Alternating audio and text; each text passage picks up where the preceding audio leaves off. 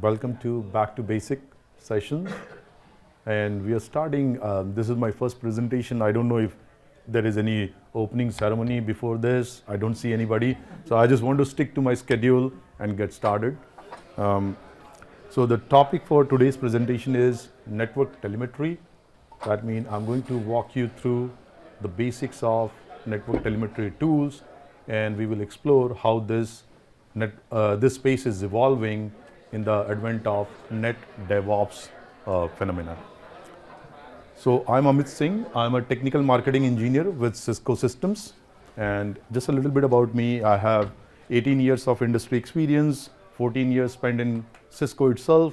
I have taken up both customer facing and internal roles.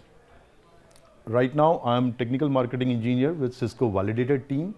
This is a small team focused on cross integration of entire Cisco portfolio. Certification wise, I'm 3-cross CCI with other vendor certification, cloud certification, and I went to NC State for my second master's. We moved to RTP in 2016 with my family and my 8-month-old daughter. Where you can find me, I'm an author at Cisco Learning Network. I go by internet alias SDN Tech Forum, and I run a YouTube channel where I talk about everything what I'm showing you today. And I do write on LinkedIn newsletter and mediums. So most of my talk were very focused on, technical practitioners and hands-on guys. It was not making much sense to decision makers or C-level people. So recently I started another content creation initiative, which is a podcast, which is a form of podcast. Here it is kind of interesting because I do the curation and AI does the talking. So it's an AI hosted podcast. I'm a volunteer at various organizations, especially IEEE, senior member with IEEE, and always up for STEM initiative volunteer. At the same time, I'm editor of a STEM magazine called NTAC, and today I'm presenting here in ISSA Raleigh. As a family, we love NC beaches and mountain and keep on visiting them. All right, with that, let's start with our presentation. That is network visibility. Network visibility is the ability of management tool to see the state and behavior of a network, which is essential for any successful NOC. At its heart, or at its core, network telemetry is about remote collection and utilization of network data. It is how we see what is happening within our infrastructure from smallest packet to the overall state of the network. So why all of a sudden network visibility becomes so important? Because things are changing very fast. Net DevOps is a phenomena, or it's a real thing. That means those switches and routers what network engineer used to configure is no more a black box. Now you can host application, you can talk to those network operating system more and more. So that's why we are aiming towards a zero touch management or network assurance. We are going to explore various methods from established veteran or old tools like syslog to modern real-time technique like streaming telemetry.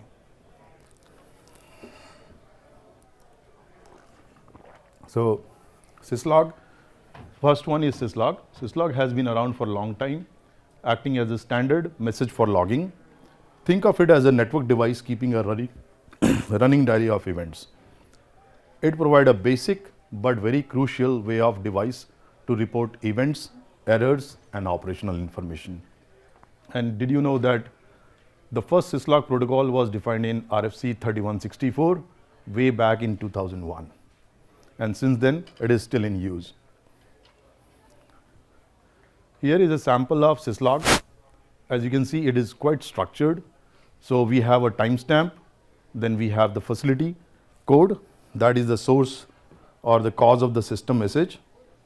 Then we have severity. It's a single digit code ranging from 0 to 7. And then we have a free form of message description. So it is quite structured, but very basic. Next up is SNMP, Simple Network Management Protocol. It's a widely adopted protocol for monitoring network devices. And how it works? It works like management station like PRTG, SolarWinds. They poll SNMP agents that reside on network devices for data using PDUs. Devices can also send unsolicited traps, alerts called traps. Under the hood, SNMP uses Management Information Base or MIBs, and they are a collection of objects that are identified as object identifier. Think of it like a structured inventory of device information. And I'll show you the MIB in next slide. So a little bit of history. SNMP has evolved since 2000.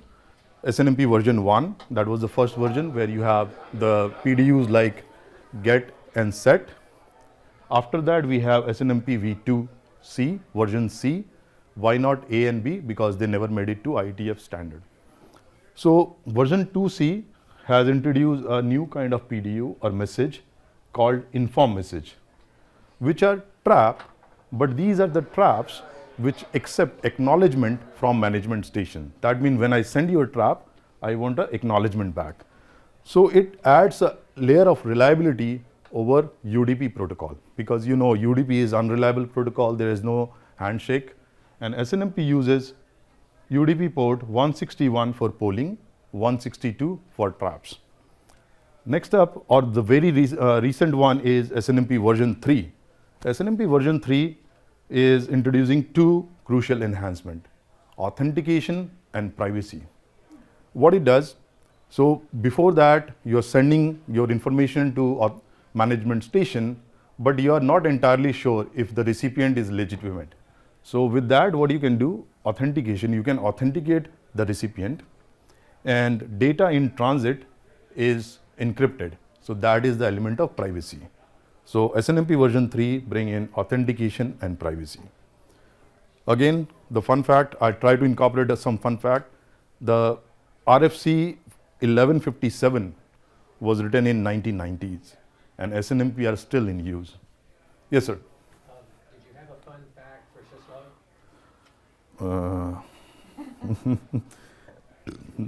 Yeah, that's a trivia. Yeah, so the 3164 was documenting it after the fact. It was existing in the early 80s. Yes, it was. And It made it to RFC in 2001. yeah, so your fun fact for this one is that Syslog was developed by Eric Allman, the same person who developed SendMail. Oh, wow. Nice. Thank you. Yeah. A lot of people like to make comments about how crappy SendMail is and don't realize how much of the net was dependent on Syslog. Wow. Thank you. Yes, that's really a fun fact. Yep. So, however, traditional SNMP rely on polling, which can be less efficient because the way network is growing and the amount of data we are producing every day. And it's not real time, of course. So here is some sample of how you can talk to a device using SNMP. And what you see on the right side is the structure of management information base. It's very small. I just put it there so that you can see that there is a tree-like structure, and you essentially use the command SNMP get or SNMP walk to read the value of those object IDs. So most of the time SNMP is visualized by network management tools like PRTG, SolarWinds, and so on. But if you are a Mac user, Windows user, there is a free program called Net SNMP that you can install and run these commands: SNMP get, SNMP walk. SNMP get, as you can see, we are talking using version 2C to a router, and I'm asking for an interface description on one particular object ID value. Versus SNMP walk, we can do multiple get next requests automatically. It's inbuilt when you do SNMP walk. So that means you can just go to the root of the object, in this case if table, and it will list all the interfaces available on that device. SNMP get, SNMP walk.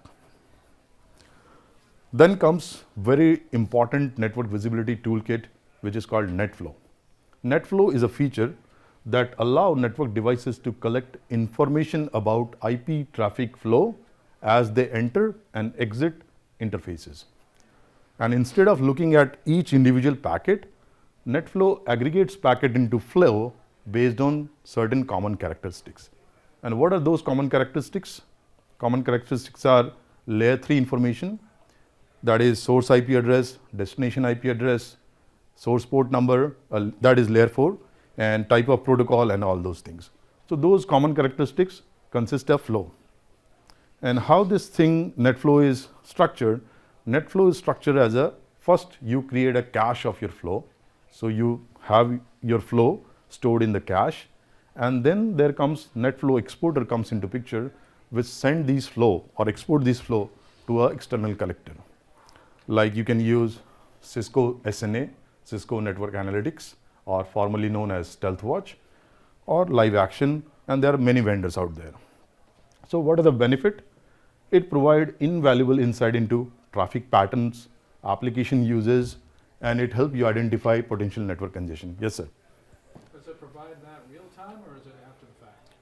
Oh, so NetFlow is not real time because we have the cache timer involved, right? So it caches data, and when the timer expires, it exports the data. So it's not definitely real time. You can shrink the time to 15 seconds or a minute, but definitely not like a real time or sub-millisecond value.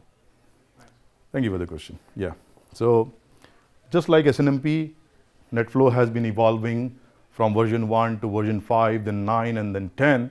Version 9 is Cisco's implementation, the default implementation. It has incorporated or introduced a very interesting approach called template-based approach. That means you can not only define key fields, which are essential for your flow, but you can also define non-key field, and I'll show you the example of that.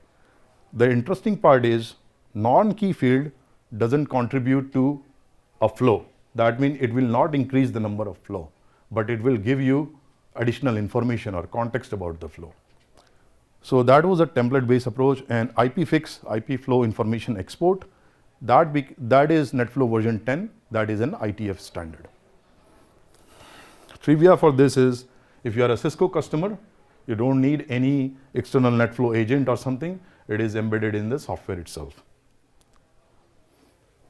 All right, here is a little bit Cisco specific, but I'm assuming everyone here is like interested in learning about this. So first thing, as you can see, NetFlow, how to configure NetFlow. This is the configuration of NetFlow on a Cisco Catalyst switch. To configure NetFlow, first you need to create the flow record, and here you can see we have the match field. Those are the key fields that consist the flow. And then we have the collect fields. They are non-key field that give you the additional context. Like here, I want to learn about TCP flag as well. So I have the collect transport TCP flag. Once you have your flow defined, what you can do, you have to create an exporter, the interface or the device responsible to export this to external collector. Within that, there are few things which is very important. Obviously, the external destination who is receiving this flow information, and the source. Source can be device itself, a physical interface, or a logical interface. And NetFlow uses protocol, UDP protocol. But interesting thing is, it doesn't have any predefined port like DSCP or DNS. So you are free to use any higher range protocol. And I can tell you from my experience, lot of enterprise, they use this to their advantage. That means what you can do, if you are a enterprise, for your LAN segment or for your access switches, you give it a UDP port number, say 2055. And for security devices, you use something else, 3055.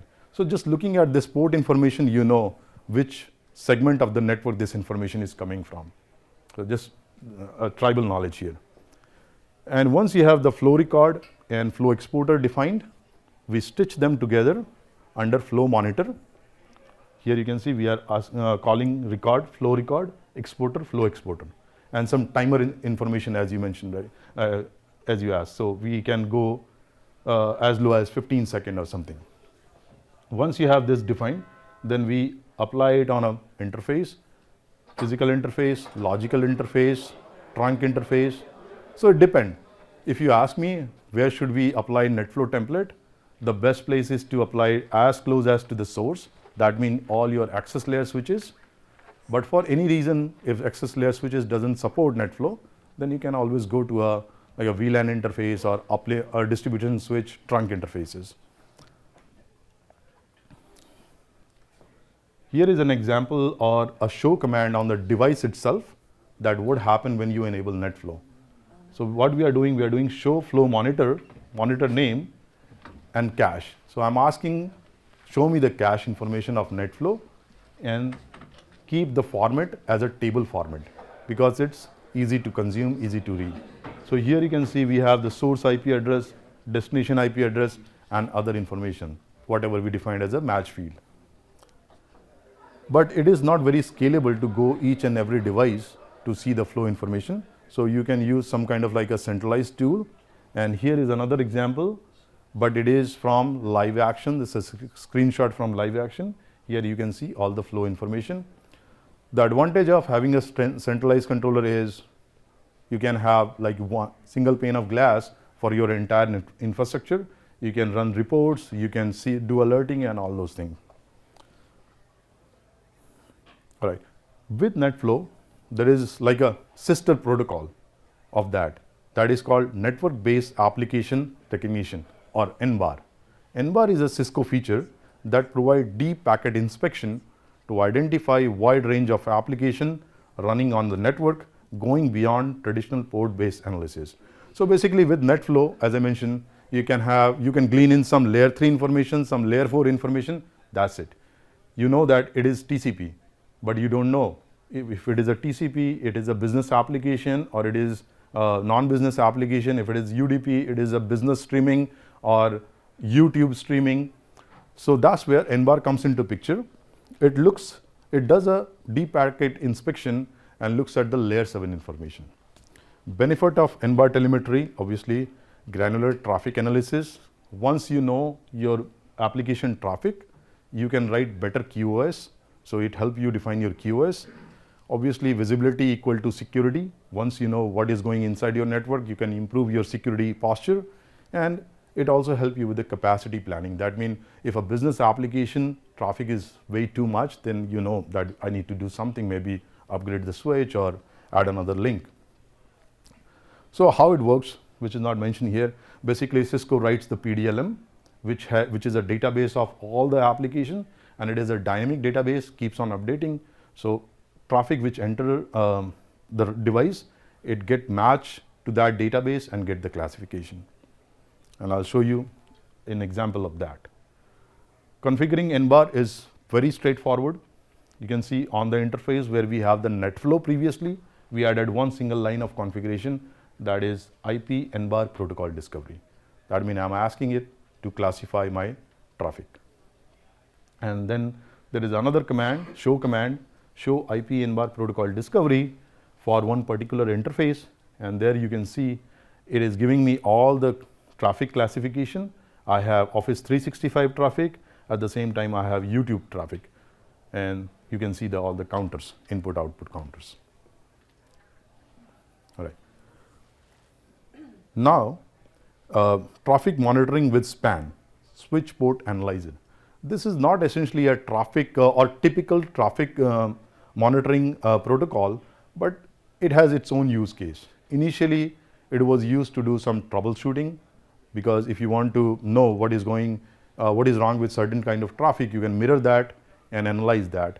So it started from there, but slowly, given in nature of certain industry, like if you are processing a PCI data and all, there is a compliance aspect of that as well. So if you are having that kind of nature of work, then you need to do spanning or tapping. So what happened here? This is a feature that allow you to monitor network traffic from one or more source port on a switch to a designated destination port. So you are mirroring the entire traffic without disrupting the traffic. You're just simply copying everything and sending it to the another port. That's where you can hook in your laptop or any protocol analyzer and see what's going on with that traffic. So initially it was all local. That's where it was span. Then it evolved as ER span or remote span, where it can actually go across the routed network. So you don't have to be hooked into the same switch. You can be anywhere in the network and still assess that traffic. Benefit, traffic visibility, protocol analysis, that's where it is used primarily, and performance monitoring. With that, we are taking a step ahead. Whatever I discuss, this was a thing for last 10, 15 or 20 years. But things are changing, and things are changing beyond just the request or polling to continuous data flow. And that's where we call it streaming telemetry.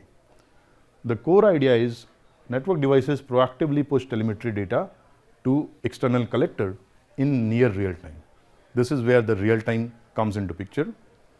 This is the contrast with pull-based approach of SNMP. It provides up to the second visibility, crucial for automation, traffic optimization, and proactively troubleshooting. So there are some key aspects, and we are going to look into that each of the aspect in next slide or upcoming slides. But one thing to note is there is a push nature of this aspect, that means continuous data exported to pre-configured collectors, and it is highly model driven. The old way of structuring the data like SNMP OID is not going to scale anymore. So we need a new method of doing the data structure, and that's where the model driven telemetry comes into picture. From Cisco's perspective, we have MDT telemetry available on all our network operating system, whether they are iOS XC, iOS XR, or NXOS platform. Streaming telemetry supports both dial out, that means a network device reaching out to external collector and handing over the information, or dial in, that means collector reaching out to device and asking for information. But still, we maintain the real-time nature of it. I'll give you one nice analogy, like it's raining outside and you want to go outside, but it's raining. So what you are doing, you're checking weather every hour. Is it clear or no? That's SNMP.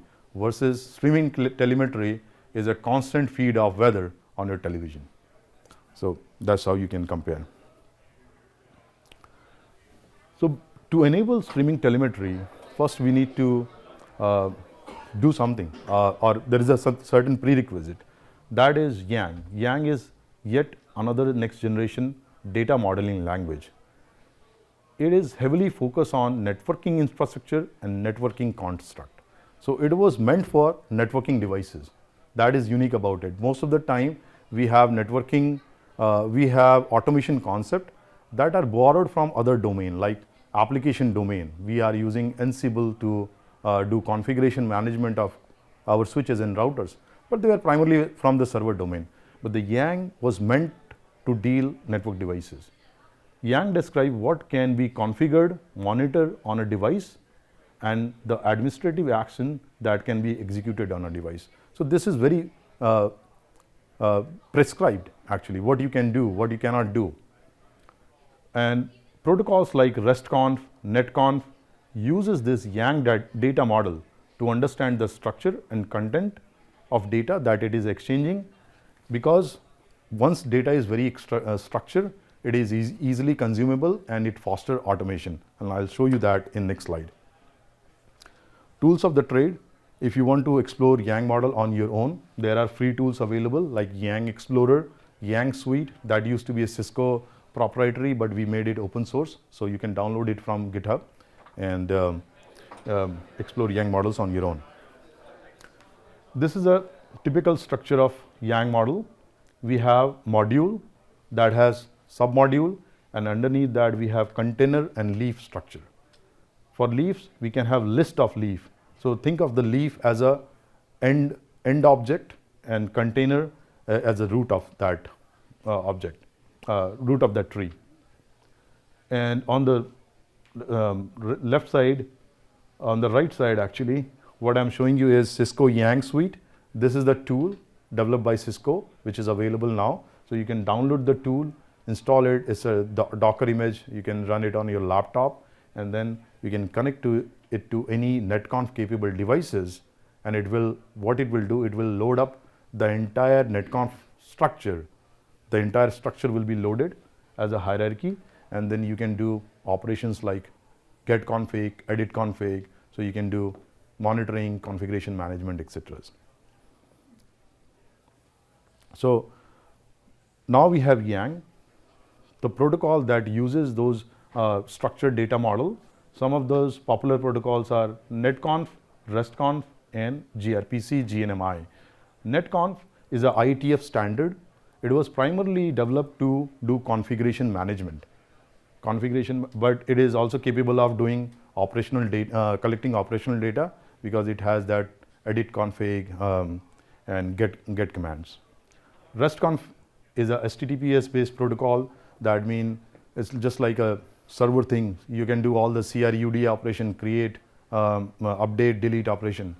And if you are using RESTconf, it also gives you the status code back. So it's borrowed from server world. Then we have gRPC, GNMI. gRPC is a protocol and GNMI is an interface. It was developed by Google, and you can see the encoding is also very specific. That is GPB, Google Protocol Buffer. These things are all developed. As a network engineer, we don't have to develop these things. You need to just pick up what is suitable for your requirement. What are the benefit? So it provide very well defined output format. So whatever output you are getting, it's in XML or JSON format. So wherever you are using this output, obviously it's not for your human consumption. You are going to put it in like some third-party tool. So since the output is very structured, it is very easy to consume, and it gives you real-time visibility. Here is an example how to talk to a device using netconf. As you can see, we have a client, maybe a laptop, trying to connect to a router running netconf. So first client connect to netconf, and netconf uses SSH as a protocol, but not TCP port 22. For netconf, we have a specific port called 830. So if you are in enterprise network, probably you need to open that port. So client connect to netconf, SSH, server respond with hello. That include netconf supported capability. So it offer all its supported capability. Client respond with their supported capability. So there is kind of like a negotiation going on that I support 1.1, then other side says I also support 1.1 or 1.2, and they negotiate and comes to a agreement. From there on, you can run all your RPC operation, that you can tell that, okay, show me this config or edit this config. So you can do configuration and management. This is another example of IETF subscription or streaming telemetry. IETF is a standard subscription. So here you can see we are actually subscribing to one particular piece of leaf object. What is that? We are asking for PoE port detail, power over Ethernet port detail. So I have shown you the Yang model. Within that we have container and leaf. We are subscribing to one particular leaf list and asking, give me this value all the time. We are also defining the source address, that is the device itself, and how quickly you want. Update policy periodic, so you can be very aggressive and make it 1 second at least. Then we have the receiver, where you want to send this information. So that is the subscriber, and then again you can see I have the subscriber DNAC assurance receiver, and host IP is the DNAC IP. So that's how the streaming telemetry subscription works. You subscribe to a particular object and define where you want to send this data, and obviously other things like how you want to encode that data, etc. This is one outlier. Everything what I showed you so far is all Cisco. This is one outside Cisco, that is Cumulus Linux operating system. It's a open source network operating system that you can install on any white box devices and run your custom routing and switching. So for Cumulus Linux network operating system, we have a network visibility tool called What Just Happened, WJH. It provides a real-time visibility into network problem by specifically looking into the drop packet, and it pinpoints why the packet is being dropped. But this is specific to Cumulus Linux only, not on Cisco boxes. All right, so old guards were fine, syslog, SNMP, NetFlow, then become streaming telemetry, and all of a sudden there are so many variants of streaming telemetry.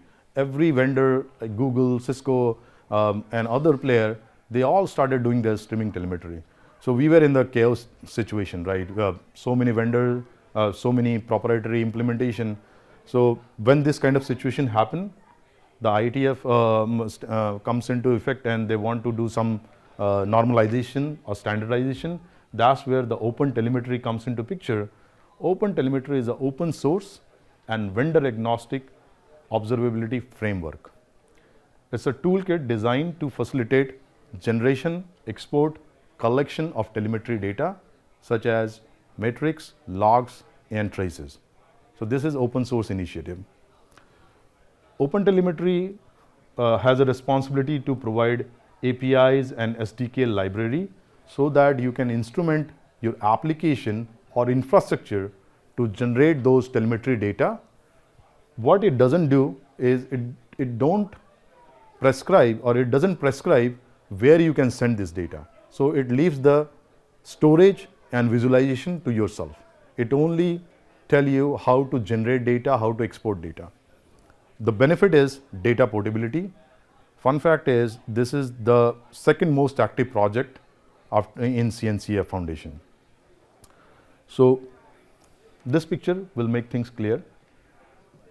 Here you can see we have infrastructure or application, not just network devices, maybe your applications as well. And then you want to visualize that applications. So what happened? You have this proprietary implementation of vendors, agents, and collector that gets stored and then you eventually visualize. So if you go with vendor A, you have the proprietary implementation of those agent and collectors that get stored and then you visualize. If you want to go to vendor B, this is not easy enough. You need to re-architect your application. So what happened with open telemetry is a very nice picture, especially with USB-C, right? We all use Android and iPhone. Earlier the problem was USB-C and the Thunderbolt cable, but now you can see we all use USB-C. So that's something similar happened here. No more vendor proprietary implementation. All the vendor will start accepting OTel format and you can store it anywhere.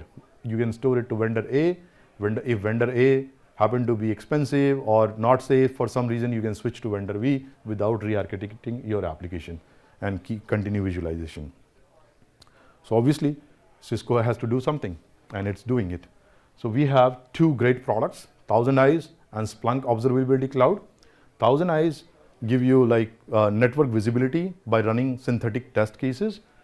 Here what I'm doing, I'm integrating my Thousand Eyes with Splunk Observability Cloud using Open Telemetry toolkit or integration. So all my test data from Thousand Eyes, they'll be available in Splunk Observability Cloud in OTel format. With that, we are pretty much at the end of the presentation, but I want to encourage you to read this RFC 9232, because it provides an architectural framework for network telemetry. Very interesting RFC, I have read it a couple of times. What it does, it proposes a network telemetry framework by, dividing the telemetry in 4 different categories. Top level modules, control plane modules, control plane telemetry, data plane telemetry, management plane telemetry, and external data telemetry as well. And it also specifies an interface to connect to those planes and collect data. Why? To normalize technique and provide a structured approach to understand and implement network telemetry. Here's a picture of the framework. You can see control, forwarding, and management plane. They are tightly coupled together, and then we have the external data or event telemetry sitting outside. What this framework suggests is the interface to talk to each of those planes.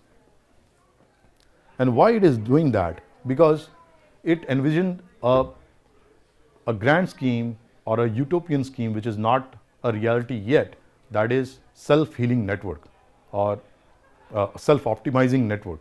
So if something breaks, the network is intelligent enough to self-heal itself. So why all this matters? Because we get enhanced network visibility, get a comprehensive view of network state and behavior, improved troubleshooting, The more visibility you have in the network state, it's easy or quick to troubleshoot network issues. Also, you can discover problem proactively. Network optimization, of course, analyze traffic pattern for better resource utilization and performance. And I said visibility equal to security, so you can improve your security posture. Enablement of automation, that is a key thing. Provide the data needed for automate network operation and closed loop system. So if you have a real-time visibility into network, you can automate things, you can provide response very fast. And support for intent-based networking. We are moving towards software-defined network. That means you define your network state as an intent rather than the configuration, and the controller actually break down that intent into pieces of network configuration and pushes the configuration. That is your IBN network. For IBN network, streaming telemetry is very, very important because it has to continuously verify and monitor the compliance of network intent, right? Because you want to maintain the intent all the time. What is the conclusion for today? Network telemetry is no more a niche topic, because in olden days, configuration of devices are the main thing. The companies who can afford, they only used to have their NOC and support people. Earlier, it was one network administrator taking care of everything. So it's no more a niche topic. It's a fundamental aspect of modern network management. From the basic reporting of syslog to real-time stream of model telemetry and vendor-agnostic approach of open telemetry, we have a very powerful toolkit to our disposal. With that, I'm going to ask you one question, and this is my personal question actually. So much visibility, do you think it's like creates any kind of ethical or privacy concern? How many you feel that this kind of deep network visibility can create any ethical or privacy concern? Yes, sir. Yeah, absolutely. And it should be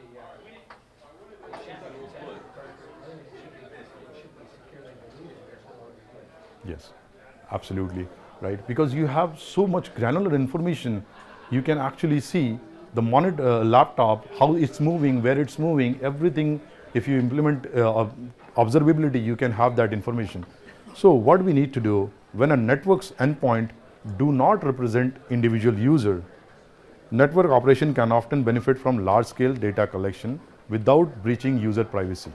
So anonymization of user data is recommended whenever you are using any cloud-based collector or third-party solution. So please keep that in mind. With that, if you want to connect with me, you can scan these QR codes. They are pretty functional. You can connect me on LinkedIn. You can watch all these demo of these technology on my YouTube channel. I have a playlist called Network Management. Not very polished video, but probably useful.